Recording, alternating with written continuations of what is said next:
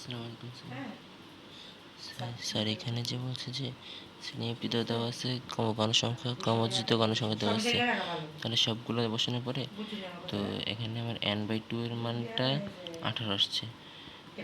তাহলে মানে আমার ক্রমজিত গণসংখ্যা আর আমার যে ইয়া আমার যে l+n/2 এই n/2 মানে আমরা যে n/2 যত ক্রমজিত গণসংখ্যা এর আন্ডারে আমরা বলি, যেমন যেমন n/2 ইকুয়াল 18 অর্থাৎ মধ্যক শ্রেণী হবে 52 থেকে 57। এখন গাইডে লিখে রাখছিল যে এই যে 58 দেওয়া আছে, তো এই 58 বলছে অতএব n/2 এর মান ক্রমজিত গণসংখ্যার সমান। অতএব মানে বলতে পারে বলছে যে অতএব মানে মধ্যক শ্রেণী হবে মানে যে বলছিলাম মধ্যক শ্রেণী হবে 52 থেকে 57 এর পরবর্তী শ্রেণী, অর্থাৎ 58 থেকে 63। আমি দেখাই দিচ্ছি এখানে সবটা দেওয়া আছে কুমিল্লা বোর্ড বিষয়। এইখানে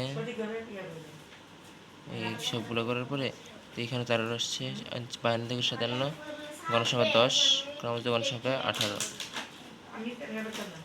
এখান থেকে 18 বলছে, তো এখানে n এর মান আসছে 30, তো n/2 এর মান আসছে 18। তো এখন 18 আর 18 সমান হয়ে গেছে।